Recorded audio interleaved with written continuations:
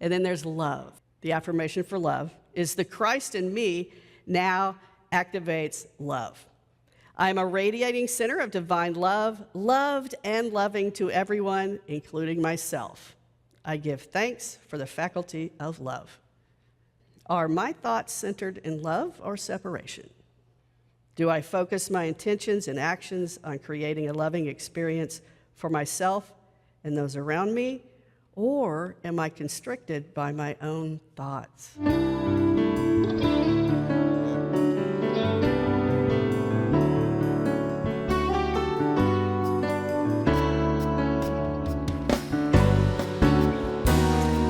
Thank you, Tim. Thank you, Roderick. Thank you, everyone. Emma, Jane, Courtney, the band. Yes? The Bible tells us to love our neighbors and to also love our enemies, probably because generally they are the same people. I didn't say that. Author and philosopher G.K. Chesterton said that. And another awesome guy named Reverend Steve Bolin said this a few weeks ago when he was in town. We were at breakfast, and he said, "You know, that congregant who prays, 'Oh, dear God, please don't let me be like all those other people.'" So we're going to talk a little bit about that today, or maybe a lot. We're going to talk about who wore God's face today.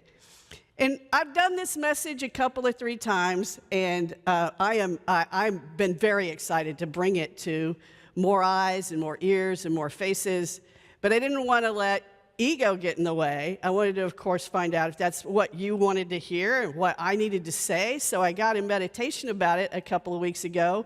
Really, the thing that urges me to get in meditation about what I'm going to do my talks about is Jennifer emails and says, "We need a talk title and a description." So that's where I go to thinking about maybe I should check in with God about what you guys want to hear. And it was in the morning. I'm doing a little journaling, and I get this voice that says, "Open up your Examine app on your phone." And if you're familiar with an Examine, it's a way of meditating on things. You usually do it in the evening, so I was a little surprised to get the download in the morning. And the Examine said, it was very clear. The Examine for the day was, who wore God's face today? So it turns out that the opportunity for me to do this talk for you was evident. And then I asked, like I do, well, now just be sure, let's be sure that I need to know, so give me a clear sign. Y'all know that's the worst prayer. That's like, because if God's going to answer a prayer, you're going to get that. So I go to the HEB the same day, and the guy doing my bagging is doing it wrong. I bring a bag with all my bags in it. You bring a bag, am I right? You bring a bag with all your bags in it. I don't want you to empty my bag out with all my bags and then use my bag that I put my bags in to bag my groceries. Please use the bags that are in the bag. Those are my thoughts, right? And then I realized I have a judgment about him. And then I realized I didn't want to have a judgment about him, but he may have had, I come home, I talked to Tammy about it, and she offers up, well, he may have had, it was possible, it looked like he might have an intellectual disability. So, you know, Tammy brought that up, and I said, like, maybe that's why he did it. I said, I didn't want to presume because of an intellectual disability that he did it wrong. I just want, see how, this is how thinking kind of goes for us, or at least for me, when I want to be non-judgmental, when I want to be loving. It gets strangely twisted up. And then the whole week, I'll tell you what, the whole week went that way. God gave me signs all over the place, and I mean in big ways for me, and maybe for lots of you too. There was a big controversy this week, was there not? I know you're scared that I'm going to bring it up, and I am. I'm going to bring it up, so settle in. This week I discovered that there's a huge controversy between ankle socks and crew socks. I kid you not. So, look, most of us all of us on the board are over 30. So if you send an email to the board about Joni bringing up ankle socks or crew socks, we're on this side of ankles. The youngsters are on this side of crew. So, but I kid. What I'm getting at here is we can argue about anything, can't we? We can argue about anything. But Charles Fillmore tells us, if you will start right now with the idea of universal and eternal goodness uppermost in your mind, talk only about the good, and see with the mind's eye everything and everybody as good, then you will soon be demonstrating all kinds of good. And we can demonstrate this good in our interactions with others. And it's simple but not easy. I offer up to you the simple but not easy steps in our first 3 principles in unity. There is only one power and one presence active in the universe and in my life, God the good. If that is so for me, it is so for you and everyone. Number 2, our essence is of God, therefore we are inherently good. And this God essence was fully expressed in Jesus the Christ. And if that's true for me, it must be true for you and everyone. And 3, we are co-creators with God, creating reality through thoughts held in mind. So what we think is what we see. The best example of this is, as we all might expect, the parable of the Good Samaritan, right? So that comes from Matthew 10:25. You'll indulge me a little bit today because I'm going to do the Bible interpretation of the Joni. But we'll start with the verse. So an expert on the law stood up to put Jesus to the test and said, "Teacher, what must I do to inherit everlasting life?" Jesus answered, "What is written in the law? How do you read it?" And the expert on the law, the lawyer, already I'm judging. The expert on the law replied, "You must love the Most High God with all your heart, with all your soul, with all your strength, and with all your mind, and your neighbor as yourself." And Jesus said, "You answered correctly. Do this and you'll live." But the expert on the law, seeking self-justification, pressed Jesus further.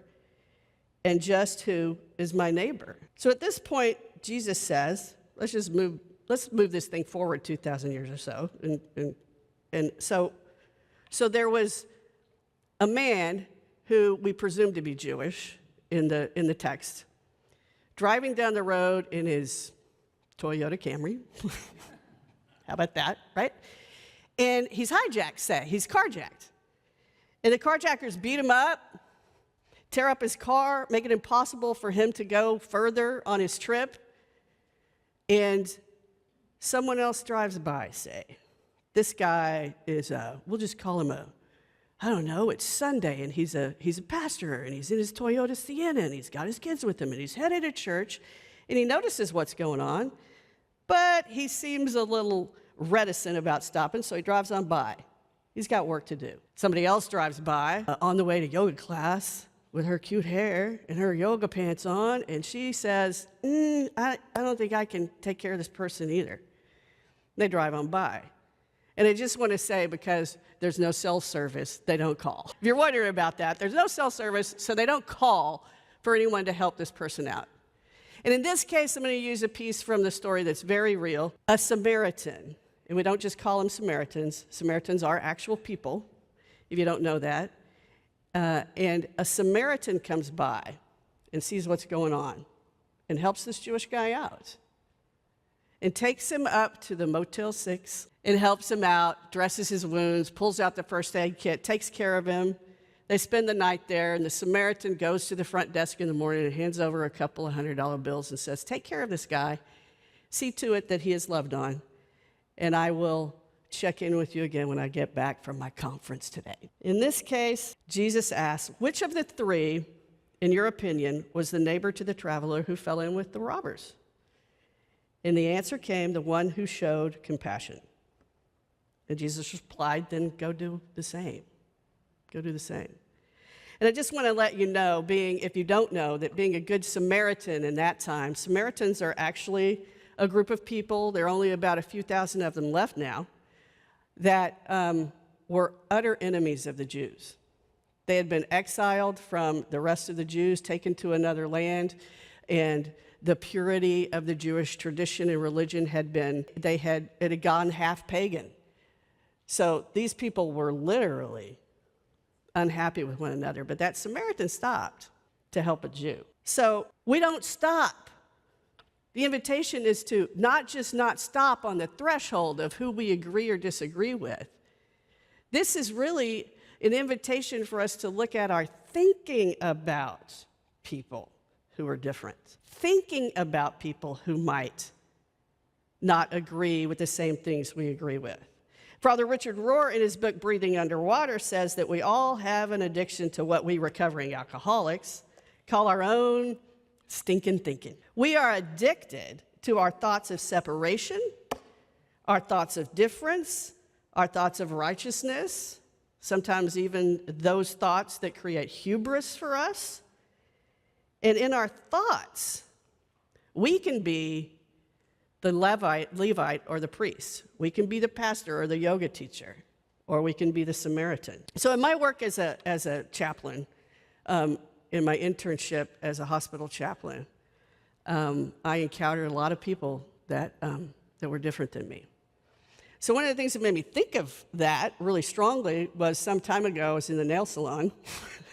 I was in the nail salon. And there was a certain station on the TV, and a certain woman walks in and asks she says all the inside things outside about this station and the people who watch this station and and who they are and how they are.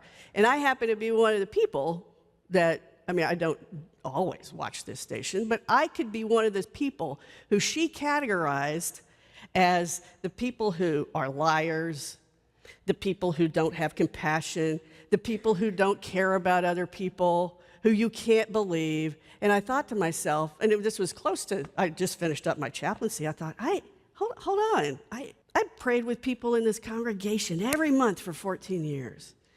And I didn't care what you thought about this particular TV station. I didn't care that. I'd spent 6 months in a hospital where it didn't matter to me or any other chaplain or anyone else who we prayed with or needed to care for. There's just no luxury in that, my friends. There's no luxury when people have lost their agency for you to consider whether or not you should be praying with them. And I'm not saying all this because I am better. I'm just using it as an opportunity for us to explore how we don't remember that everyone loses their agency. They will all at some point will probably lose our agency, and that we have fears and we're concerned about our failures, and that there's no need really to say the quiet things out loud necessarily. So a woman named Monica Guzman has written a book called I Never Thought of It That Way. And in the case of what was going on with this person in the nail salon and what's going on in the parable of the Good Samaritan is what she calls, by the way, she's written a book called I Never Thought of It That Way, How to Have Fearlessly Curious Conversations in Dangerously Divided Times.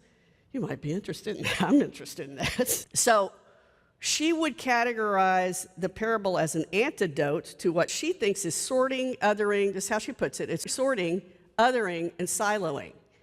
And I want to say before I explain these to you is that we can't help them. We can't help it. Neurologically, we're wired to move toward people who are like us, and especially in times of anxiety and stress, we are wired to protect ourselves and others who are like us from what we consider a threat, the saber-toothed tiger, right? So that's sorting. It's just a natural tendency to want to be around people like us, and it does grow stronger in times of anxiety and stress. And then there's othering, which is a tendency to push away from people who are different from us. And in siloing, here's the important part for us in Unity. Siloing is the stories we tell ourselves as a result of the sorting and othering. So it might be just natural to sort or to other, but when we start to tell ourselves a story about why we've done that, that's when we start to make others wrong. It's okay to sort and other. It's also okay to make others wrong if you're willing to forgive yourself and self-correct, right? So it seems age-old, but the thing we're experiencing even today is called SOS, if you will. Sorting, othering, and siloing. And if we expect change that results in actual experiences of oneness in our world, it's counterproductive to be attached to our thinking or our point of view or our preferences or our egoic desires or our stinking thinking. So we can instead turn to another acronym for coming together. I'm just a little homage to Jean Lean. Our acronym today is source over separation. So when you're SOSing, use SOSing, source over separation. Emmett Fox is quite specific in his book Sermon on the Mount about it when he reveals that the greatest metaphysical way that we can see the face of God in others and put source over separation is this. The thing that really matters is that you be merciful in your thought. The thing that really matters is that we be merciful in our thought. Kind actions coupled with unkind thoughts are hypocrisy dictated by fear or desire for self-glory or some such motive. They are counterfeits, and they bless neither the giver nor the recipient. On the other hand, the true thought about fellow man blesses him spiritually, mentally, and materially, and it blesses you too. Let us be merciful in our mental judgments of our brother, for in truth, we are all one. And the more deeply he seems to err, the more urgent is the need for us to help him with our right thought, and so make it easier for him to get free. You, because you understand the power of the spiritual idea and the Christ truth, have a responsibility that others do not have. So see that you do not evade it. That's not me, that's Emmett. What a nice charge, huh? That's a big charge for us. But we have ways that we can bring this forth, and they are found in our 12 powers. We're going to talk about 3 today. The powers of love, understanding, and elimination. So I want to bring up these affirmations. We're going to go old school today. I'm going to read it first, and then you can read it after me. I really want us to generate that feeling of the truth of these powers. So the affirmation for elimination is, I am free of the past and release all false and useless attitudes, emotions, and reactions. I am at one with God and with life. Together. I am free of the past and release all false and useless attitudes, emotions, and reactions. I am at one with God and with life. Let that sit for a minute while I offer you up some questions. Can you be curious about your own attitudes and examine whether they are false and useless? Is our fear of others real? Are our emotions and reactions based in seeing the good and reacting with love? Would God see this person the way we do? And then we have understanding. God is present in all situations and in every relationship. The perfect outworking of every situation is being revealed to me now. I give thanks for the faculty of understanding. Together. God is present in all situations and in every relationship. The perfect outworking of every situation is being revealed to me now. I give thanks for the faculty of understanding. So let that settle in and ask yourself these questions. Can we trust God to provide the perfect outworking of every situation and relationship? Can we release our attachment to our addiction to our own thinking? I'll ask that again. Can we release our attachment to our addiction to our own thinking? And then there's love. The affirmation for love is the Christ in me now activates love. I'm a radiating center of divine love, loved and loving to everyone, including myself. I give thanks for the faculty of love. Together? The Christ in me now activates love. I am a radiating center of divine love, loved and loving to everyone, including myself. I give thanks for the faculty of love. Are my thoughts centered in love or separation? Do I focus my intentions and actions on creating a loving experience for myself and those around me? Or am I constricted by my own thoughts? When we notice we are sorting, othering, siloing, again, addicted to our own thinking there, and then we activate the powers of elimination, understanding, and love, we can activate the source, exercise the activity of source over separation. Stay with me. In other words, when there is a need to call out for an SOS, because of SOS, we can rely on SOS. You know, my beloved brother and late best friend, John Fleming, used to always say, do your own work, do your own work.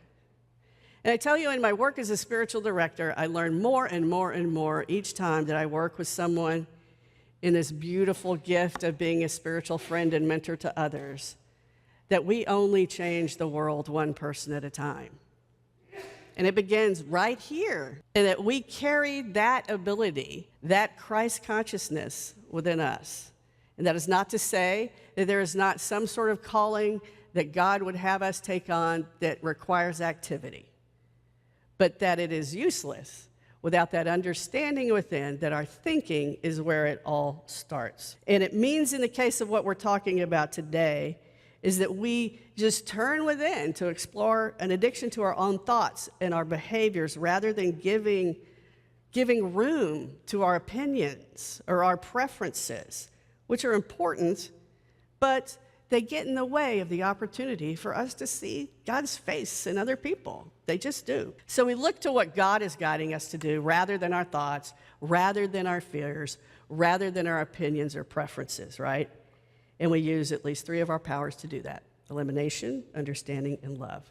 So that is the way that John reminds me all the time to just keep doing my own work. And I tell you, I could go on and on about how I get in my own head about that in terms of, well, am I having a judgment about a person, and then I'm judging my judgment about myself on the judgment of, I think meta, I guess it's why I love unity.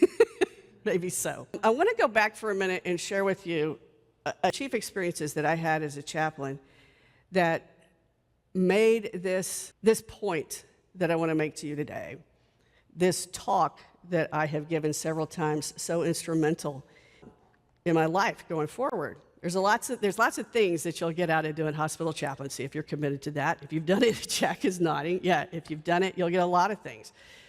So one of the things I got out of it is this: a very clear understanding that we are absolutely, no matter what the appearance is, no matter what class, no matter how much money we make, no matter whether we're straight or gay or black or white, at some point, in some way or another, we will need help.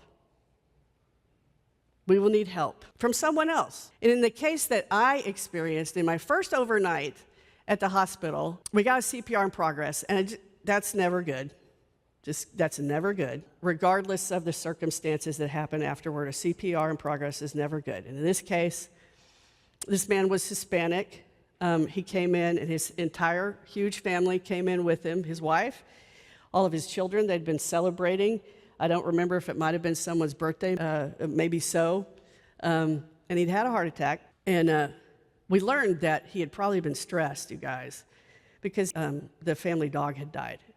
And he was trying to hide that and bury the dog before everybody came over. So he probably got stressed by that.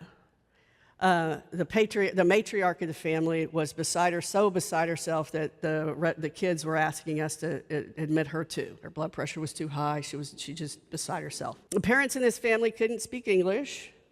Their kids could. They were hardworking kids. All of their roles showed up. The oldest, he even stepped out. I'm the oldest. I'm here to care for it. And it was gorgeous. We learned after the doctors had spoken with the family and this sort of thing that I'll just honestly that probably they had not gotten care before. They were probably not documented, the parents anyway. And he transitioned that night. On the last day of my internship, a CPR in progress comes in. This time, a matriarch of a family.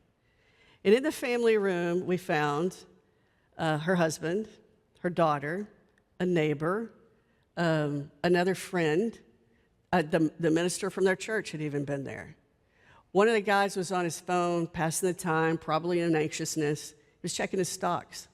A couple of guys wore country club golf shirts. I'll tell you this: when you walk people back to see their loved ones who have transitioned, no matter where they come from, no matter whether they have golf shirts, no matter whether they're documented or not, again, that's just speculation, but stay with me, their faces look the same. The extraordinary loss, the fear, it's all the same. And for me, what I learned at that point is that they all deserve my love. Every face we look into is the face of God. They all deserve my love and my care. So I'm going to close today with a poem, because it is my practice. This one, I may have shared this with you before, but I think it's important here today too. It's called Small Kindnesses. It's by Danusha Lamaris. It makes my wife cry, so I might cry too.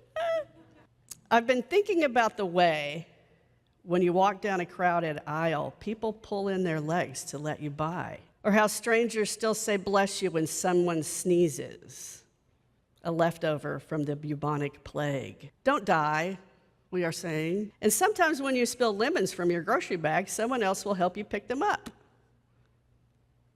Mostly we don't want to harm each other. We want to be handed our cup of coffee hot and to say thank you to the person handing it, to smile at them and for them to smile back. The waitress to call us honey when she sets down the bowl of clam chowder, and for the driver in the red pickup truck to let us pass. We have so little of each other now, so far from tribe and fire. Only these brief moments of exchange. What if the true dwelling of the holy, these fleeting temples we make together when we say, here, have my seat, go ahead. I like your hat. I like your hat. Bless you. Divine love, through me, blesses and multiplies all that I am, all that I have, all that I circulate, and I am grateful.